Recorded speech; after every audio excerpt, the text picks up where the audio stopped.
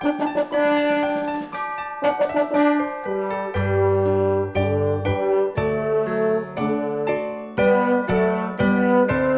Call 219 here, and this is kind of the wrap up for the end of the year for the Roll Call 219 channel, the highs and the lows. First of all, I want to thank all my old and my new subscribers, just the people that zip through. I greatly do appreciate it. I hope you had a very Merry Christmas. You'll be watching this on New Year's Eve, so please have a safe New Year's Eve into the first portion of 2023. Don't hold your breath. I don't think it's going to be any better than 2022, but I mean, maybe we cross our fingers. First and foremost, I want to get to the lows of 2022 for the channel. You know, there's been a lot of discussion between me and a couple of other people about Patreon, and I had high hopes for Patreon. I did. I was hoping to fulfill some of the things and projects that I wanted to accomplish for the channel. You know, Patreon kind of took a drastic turn, and one of the drastic turns were they were really knee deep in the culture issues and the culture wars in society, and it really turned a lot of people off, and they turned a lot of people's accounts off. Not only that made a lot of people depart that platform, Patreon's platform, which really hurt the channel. I mean, we have to live by our principles, and we have to live by what we feel is right as human beings and what's best for the individual. That's just the way it is, and I wouldn't want it any other way. But that really took a dramatic, hit to Patreon in the middle of the year. Not only that, the economy's been horrible in 2022. I've seen it. You've seen it. The majority of people in the union have seen it. How everything, the cost of goods, the cost of gas, shipping, all this stuff has had a dramatic increase, especially on the pocketbook. And that drove a lot of people out of, my Patreon platform that I'm running over there. And, Patreon is taking a hit, and we're hemorrhaging money to the point where it's really hard covering cost. It didn't help either that PayPal froze my account, because sometimes I would take the PayPal funds and I would shift it over to Patreon to cover that stuff, because the Patreon was just a beer fund. That's what we had it there for. So I'd take some of those funds and shift it over to Patreon to cover those costs. But with everything snowballing together and hitting my Patreon like that, I don't see right now a foreseeable future for Patreon in 2023. Honestly, I don't. At this point, it's really hard covering the cost. For new people that are on the YouTube channel that come into, the live chats and all that jazz, this isn't a full-time gig for me. I work a 9-to-5 job. After I pay all my bills, what I have left, I throw over onto YouTube, and for the content creating, going places and covering the short ends like Patreon. But right now, it's really hard covering that with my paycheck. It just is, because we've hemorrhaged that much money. And then sometimes some folks, they'll sign up for something like Patreon, like that kind of platform, and they'll miss payments here and there. So I have to cover that cost as well. And that's what was really good about the PayPal account, because I could cover those costs, and those people would come back, the next month and pay their subscription for it. But right now, it's looking bleak, and I will tell you that it's looking really bad. Again, the mailers are getting more expensive. To mail them is getting even more expensive, and it's really hard getting the stuff to put in those mailers to mail. It just really is. I had a lot of help from a lot of YouTubers this year that donated a bunch of stuff, whether it was Kingpin, DM Faust, gun websites, Squibby, and a ton of other people to help kind of right the ship. But it's really hard to do that when all this stuff snowballed on top of it and it was dropped. It's really hard to recover from that. And when platforms freeze funds, and then you start getting even more behind, we are in the negatives for Patreon. We just are. What we take in at Patreon does not cover cost. So that's the big issue, and there's nothing we can do about it.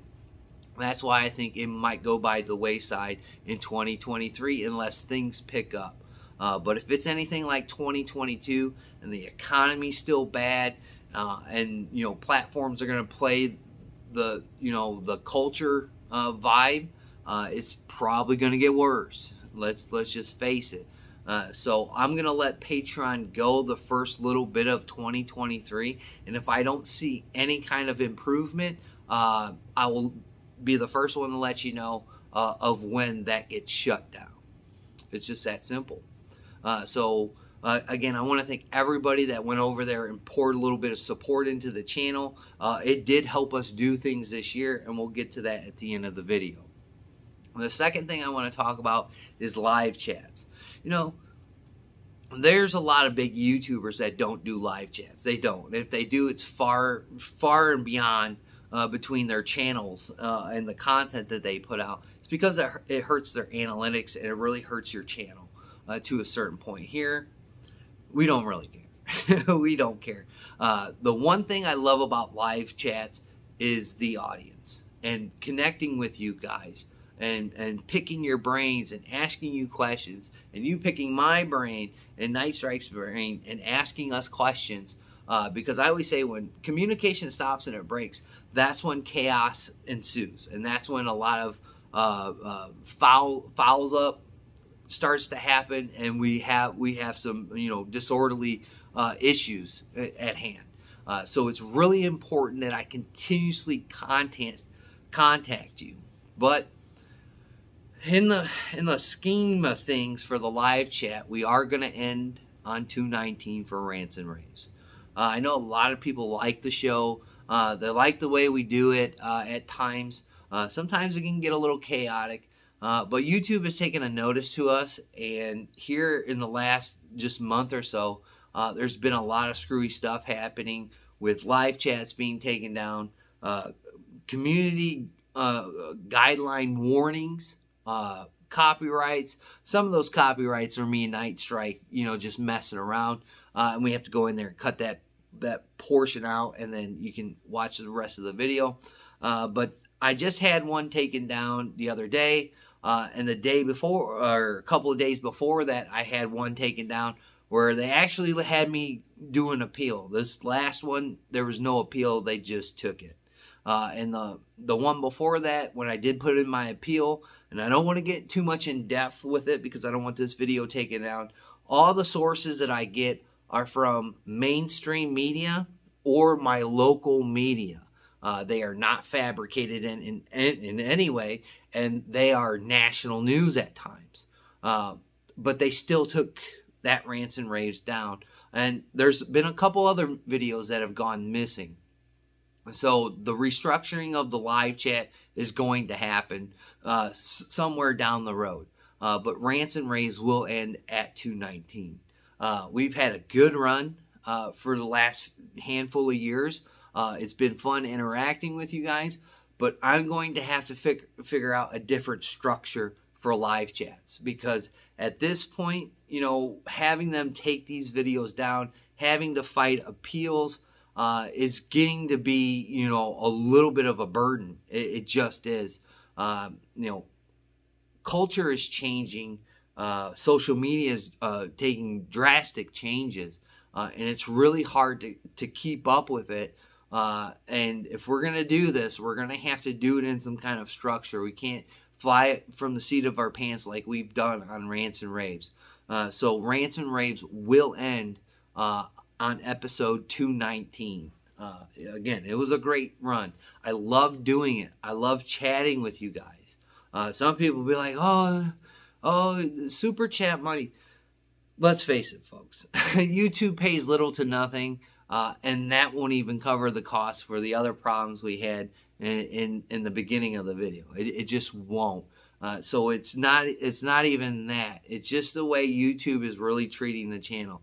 The bigger your channel gets, for people that are thinking about starting a YouTube channel that watch the Roll Call 219 stuff, you know, when you start getting bigger, then they start looking at you. Then they start looking at your content. And if they find anything that is remotely against their policy, they will get you. There's a couple of other people, I had a conversation with them, that they got channel strikes already. We're not even to 2023 for some of the same stuff I have. Just months and months ago, they tried to take down videos of me and my kids shooting on a professional range. It's owned by the government, and it has range safety officers. And I had to fight off, I think those videos curtailed five times where they tried to take those down and said that they were, dangerous, inciting dangerous actions, which doesn't make sense to me at all. But I've won some of those appeals, and there's other ones that weren't so lucky. That's just the way it goes. So live chats, they're going to be restructured if they come back. They just are. But I really like the engagement that this gives us, to talk to each other, to keep information flowing, to keep up with the Joneses, as they say, in different parts of the country. Sometimes I think that's what social media kind of does to us.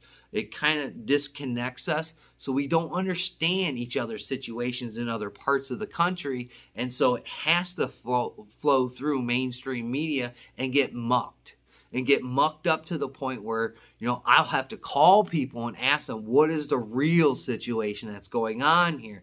Not what I want to see from those folks. Because obviously when I do report stories from mainstream media or my local media, it's still not good enough. It's just still not good enough with the stories that we get up with when we do the show. So again, restructuring of a live chat is really going to take a dramatic difference. It just is. We have no choice here. And I hope we continue to grow as a channel, and we'll just have to find a way to coexist. This year we did have, community guidelines be reworked.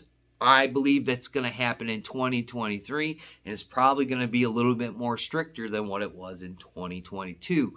It always happens every year. Every year it gets worse and worse and worse, especially for us Second Amendment people, gun channels, and people that just believe in freedom. It gets harder and harder for us to abide by these guidelines when our content that we make get thrown into the stuff that they don't like. And it's hard to really manipulate that to coincide with what they're expecting. So again, rants and raves will end on 2/19. We will get into 2023 with a couple of shows, but after that, live chatting is going to be a lot different than what you've experienced over the handful of years we've done the show. So those are some tough ones to swallow, and we're not done yet. Heading into 2023 for traveling and going to places, going to shows, doing things and hanging out with folks and meeting new people when you show up, if you do. It's really going to take a toll. I'm going to be honest with you. It's really going to take a toll. It was pretty tough the last few years with the Coco Uh-oh, Fauci ouchies that you had to have in some instances, and then shows being canceled. And then when they finally came back, it was just still too hard to get to those shows due to inflation. So again, we're snowballing stuff here. Traveling and going out and meeting the public and meeting my subscribers and meeting up with other people is probably not going to happen a whole lot in 2023. It's just not. The funds aren't there, and then there's a lot of other things that are coming up in the next year that we'll get to. But it's going to be really hard. It's going to be few and far between to go to these places, to go to these shows.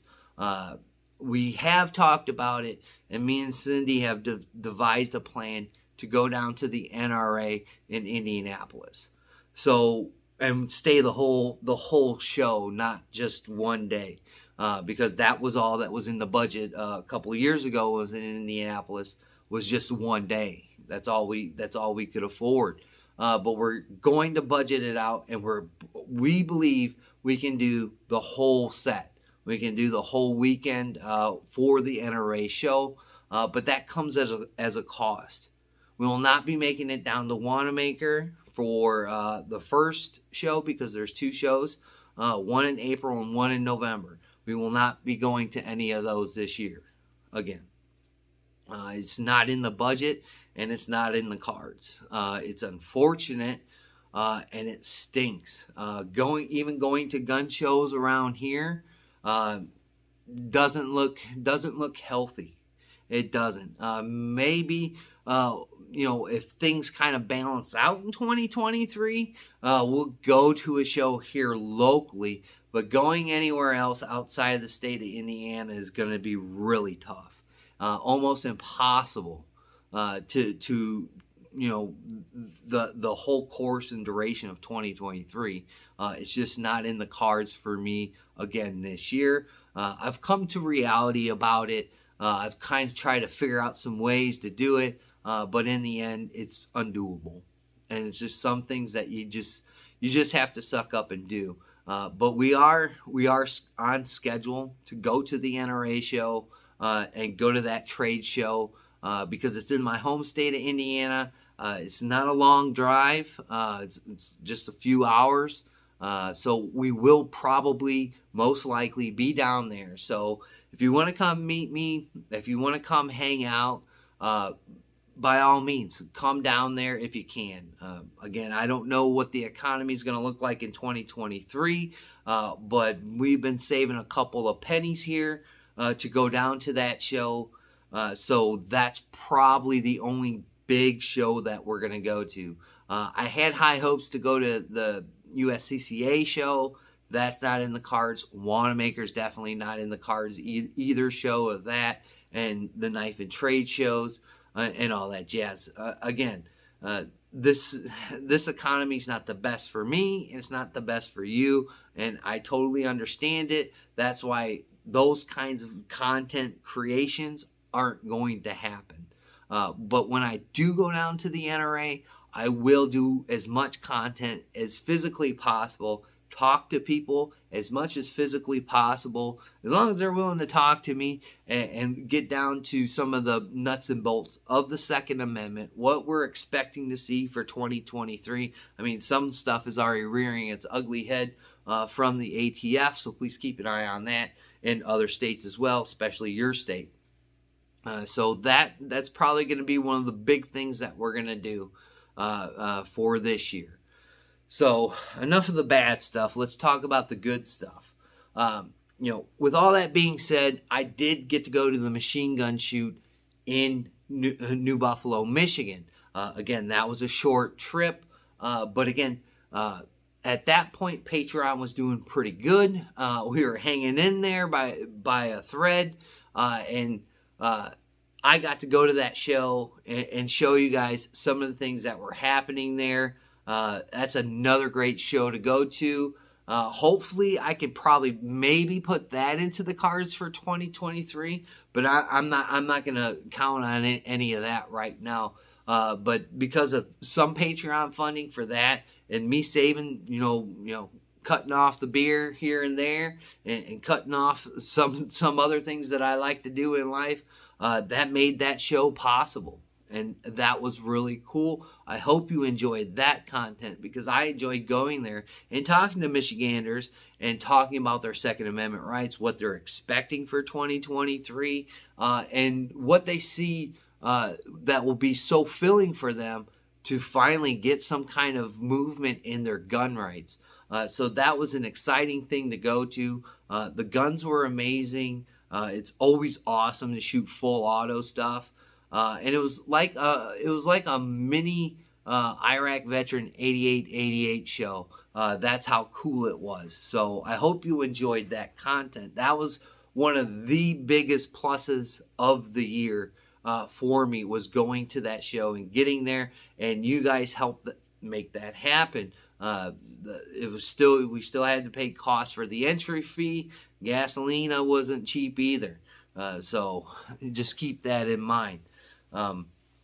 Another thing that we did was I took you along on a hunting extravaganza this year, and I really enjoyed doing those hunting videos. They were kind of choppy in a lot of places, but I feel that's going to be another portion into 2023. A couple of weeks ago, I got an email from somebody off of Instagram, like the private messenger stuff, and it was a guy that had ran into my channel, figured out I was on Instagram, and we chatted for a while. And some dramatic stuff had happened to him here recently, and it really gave him like a lost in space aspect. He really couldn't find himself. He found those hunting videos, and it really turned him back onto hunting. It really sparked the fire and the passion of hunting, and he got really excited to the point where he harvested another animal this year, and it really took his mind off some of the tragedies that he had in his life. If I can change one person's life and make them feel a lot better, get them back into something that they truly do love and they have a passion for, I think I'm doing a good job. And that was one of the most memorable, happiest moments that I have done for being a content creator, is changing somebody's mood and getting them out of their funk and getting them back into rolling with the punches, so to speak, that we have to do in life.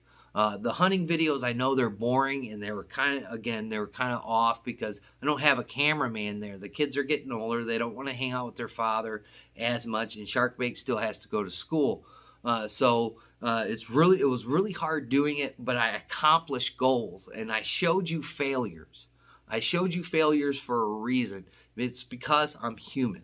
It's because I fail at things that I do in life. And you shouldn't be ashamed of it. You should show these failures. I should learn from these failures, and hopefully you're learning from those failures so you don't make those same mistakes, so you can be a better hunter, so you can be a better firearms owner, so on and so forth. And that's what I really like doing about content creating, is showing you the raw emotion and the raw activity that I do.